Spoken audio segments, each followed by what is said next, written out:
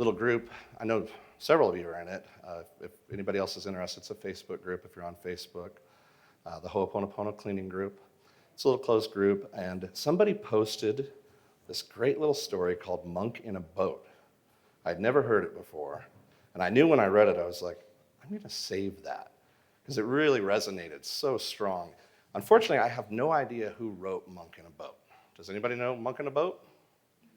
Well, let's learn Monk in a Boat then. So here goes Monk in a Boat. So one day, a monk decides that he's going to go meditate alone, away from his monastery, and he decides to go down to the lake, and he gets in a rowboat. He paddles out to the middle of the lake. After a few hours, he's sitting silently, he's having a wonderful meditation, everything's feeling great, and as he sat there, eyes closed, full meditation, another boat bumped into his boat, disturbing his meditation. He was immediately outraged. He could feel the anger swelling up in him. And so before he could even open his eyes, he was already thinking, who dare disturb my meditation in the middle of a lake? Why would you come up and run into me like that? So he opens his eyes only to find out that there's no rower in the boat. It was a boat that had come unhithered and just floated to the middle of the lake and bumped into him, giving him this huge upset. So, at that very moment, the monk achieves self-realization. He realizes that the anger that he's feeling is within himself, because there was no other rower. So from that point on, any time that he would encounter anyone else who brought up any type of dilemma or drama in his life, he would remind himself that the other person is merely an empty boat, and that the anger that he's feeling is within himself. Essentially, that could be the end of my presentation right there, I think, right?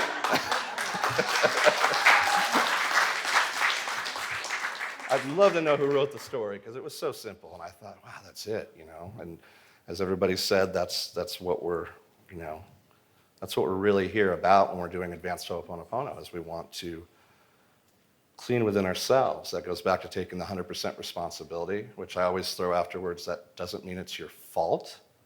It's just taking the responsibility that it's within you, and that we do collectively share that same data. So, the other night, I think it was Harry, Chuck, and somebody else was there. Oh, what's the masseuse's name? Kyle, you were there too. And we were talking about that shift. We've all experienced shifts at some point in time. We'd like to experience them all the time, right? And that's what we strive for when we're cleaning. So I wanted to share with you a little story first about what happened to me when I felt my very first huge shift in Hooponopono. And it was at Zero Limits 3 seminar in Austin. And I asked a question. I sat there forever with my hand up. Dr. Hulen was speaking. And I asked him, can you ever actually get to zero? Which now to me sounds like a really silly question. But at the time, I didn't know and I didn't understand. So he didn't answer my question. All he said was, a lot of people thought it was going to rain today, but it didn't. So somebody's getting to zero. Now, the rest of the room, that probably didn't mean much at all, but it blew me away. I was shocked. And this was the reason why. What no one knew, including Dr. Len, is that my wife was putting on a huge first-time event that weekend. And the rain had been raining all week long. The forecast was horrible. She was very worried about it because it was a whole new event that she was doing. And every time that we talked about the rain or it came up, all I would do is clean. Just do the 4 phrases, right? And sure enough, it didn't rain that day, as he said.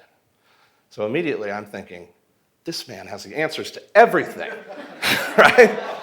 And so at the break, I went and I stood in line and I came up and I met him and I said, when you said that to me and you said that it didn't rain today and everybody thought it would, so somebody was cleaning to zero, did you know that I've been cleaning for a week straight on the rain? And he said, no, I have no idea.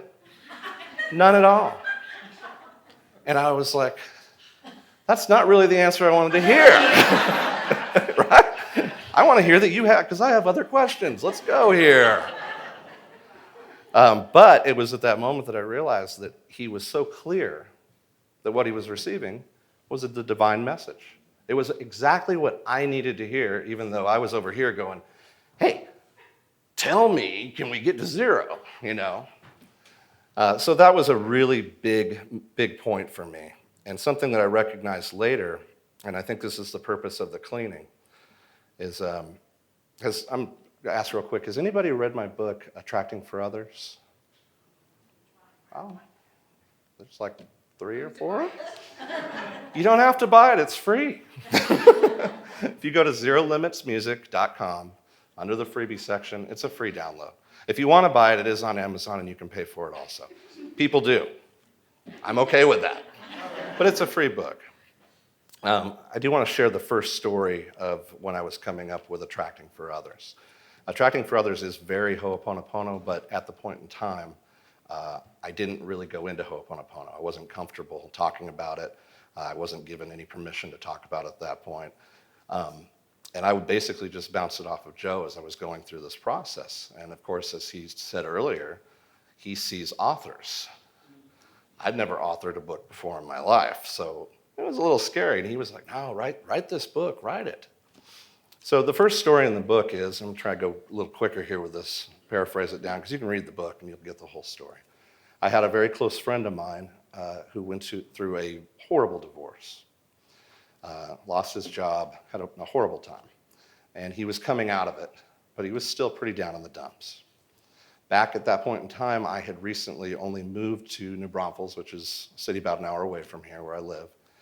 And I started going out and I was playing my gigs. Back then, there may have been Facebook, I don't remember. I was on MySpace, if anybody remembers that, which was a nightmare because it was really hard to do. But one of the things I used to do is I used to send out a blanketed email trying to get people to come to my gig, just local. It was complete spam, and it was a horrible thing to do, but it was the only way I could think to meet anybody. I didn't really know anybody. And as I was doing this on a normal basis, like I always did, I came across and I saw this very poor picture, actually, back when the phones were really bad, of this woman. And through pure inspiration, and I know this now, at the end of my email, I said, P.S., I think you should meet my friend Rusty. He's the second friend on my page. And I just didn't think anything of it.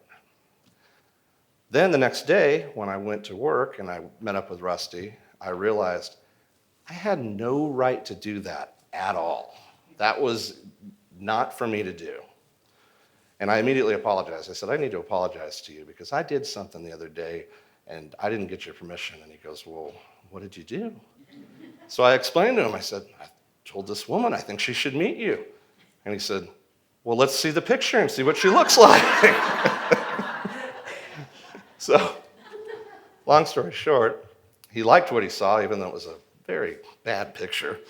And they got married. They've been married, I think, 3 years now? No, they're like 7 years. That's how good I am with time. 7 years later, they're still together. Yeah, it has been that long, huh? Oh, that's right, yeah. We had a kid during. That's exactly why I don't remember anything. All you parents know. So anyway, that was my first example of the idea of being so clear that you don't know.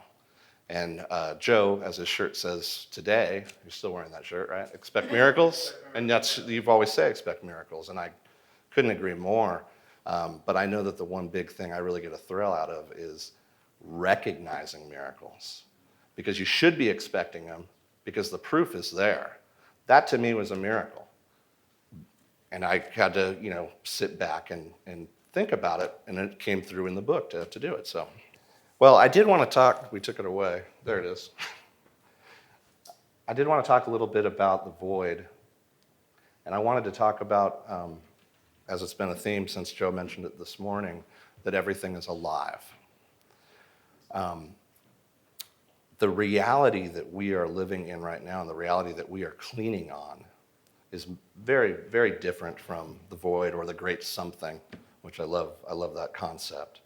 Our reality has to be based in three things. You've got time, space, and matter. These three things have to correspond together at all times in order to create our reality. It all comes down to vibration. And we know this. Even the physical things that we think are solid are actually just high vibrations. All right? Everybody follow me? Okay. So the void, though, doesn't have the time, space, and matter. The void flows through all, and that's the divine, or the great something. With that thought in mind, everything that we're dealing with is vibrating, and this is why the alignment is so important. And this is why the cleaning and the work is so important, because we are able to change this physical world that we live in, or sometimes I even call it just karmic reality. Not karmic in the sense I think we already went over it, where we're talking about you do something bad, now something bad happens to you. It's more about changing the karmic vibration so that everybody can experience getting closer to getting to the divine. So since we're talking about vibration so much, that leads us to sound, which I think is super important. And after hearing Harry and his gongs today, it just emphasizes it even more. And I also am very interested that I was noticing there's a lot of music this weekend. I didn't know there would be so much music between the gongs, and Kate has been playing beautiful, wonderful music. So for me, I believe that music is super important in the cleaning process. Now, a couple things about sound that I want to talk about that have not really anything to do with hooponopono, but I want to talk about how incredible they are, or they do have to do with it, because essentially everything has to do with hooponopono. Am I right? Yeah. So these are a few things that I've learned along the way, and number one was that they can modify DNA only by using sound. They've now taken frog embryos and actually made them into salamander embryos only by shooting sound at it to change the DNA. I mean, to me, that's a huge relation to exactly the type of work that Joe and I try to do with our music, is that you can change change the vibration, and it metamorphosizes into something else. So there's that. You might already know this, sound can levitate. They levitate small objects just using sound now. You've even seen them do it with little spiders. Poor little guys just floating around, doesn't know what's going on. Little frogs, they do that too. So there's the power of levitation, which I like magic also, and levitation's my favorite thing. So to think that there could be sound to just, you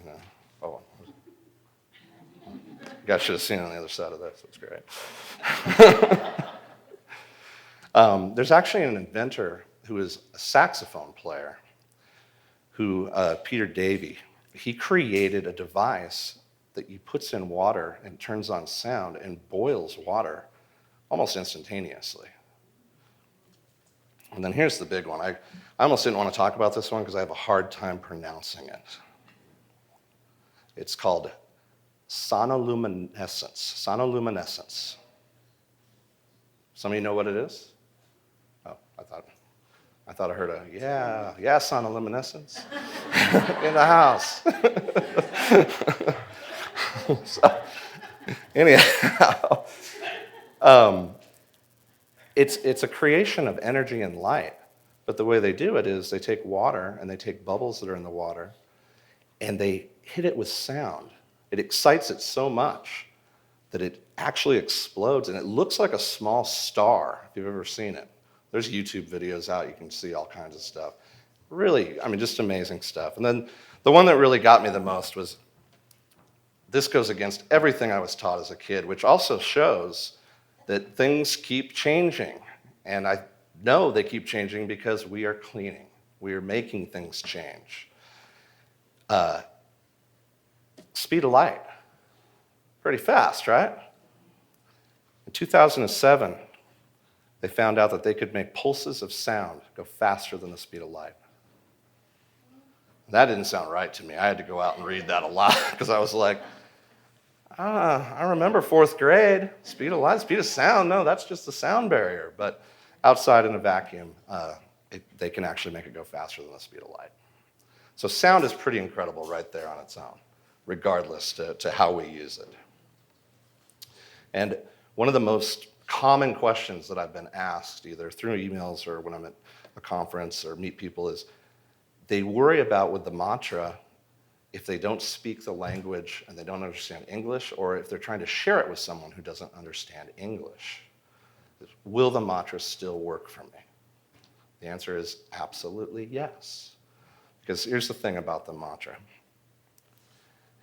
It's more about the sound that you're hearing, the vibration that comes from that sound, that vibration that resonates through your body, which is what 70% water, I think? I can't remember the exact statistic on that. Yeah, okay. So I want to try something real quick. I want to show you a little example, though, of sound, because sound doesn't just have to be heard. Here's my example. I want you all to do this real quick. We're going to say the mantra. I'm going to say it, but I want everybody to say it just in your heads. Don't say it out loud, okay? We'll start with please forgive me. I'm sorry. Thank you. I love you. Now, as you said that in your mind, you heard your own voice, didn't you? Every one of you, right? Because we hear that voice all the time talking, and when we try to read something, we still hear the voice. You're still hearing the same vibration and sound, although you're not making it come out of your vocal cords. So it is still affecting the memory, the data. All of that is still being claimed. Now, oh yeah, here's the part about chakras. I will say this about chakras.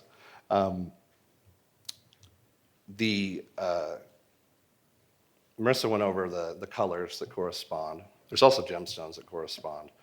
But there's also musical keys. And all of you got the first 3 CDs that we did, Aligning to Zero, At Zero, and 432 to Zero. And they are all seven songs each, because they are keyed to go with the chakras. In fact, Aligning to Zero starts at root and goes to crown. And then if you put on At Zero, it actually goes from crown back down. You get a complete secular alignment. This was my first solo CD. And for me, I entitled it Changes because I was 30 years old. I had recorded half of this album in Southern California, where I grew up and lived my whole life, and then drastically moved to Texas, thinking I must be crazy, and now knowing, no, I wasn't. That was perfect. So half of it was recorded in Texas. But the reason this album is so special to me is the first time that I met Joe, he was at a screening of The Secret. I was halfway through The Attractor Factor, and I was inspired to go up to him. I went out to the car, I got a CD. I go, I'm going to give him my new CD. I just got it done. I went up, I handed him the CD, and I said, I'm reading your book, and I'm starting to do all the things in your book. I'm not done with it yet, but I'm going to do them all. I'm excited. And he was really gracious about it. And the nicest thing was, the very next day, I received an email and said, thank you so much for the CD. I listened to it on the way home. You're very talented. And I was like, wow, you didn't have to do that. By the way, you're all getting a copy of it for free. Yeah, it's coming down the line.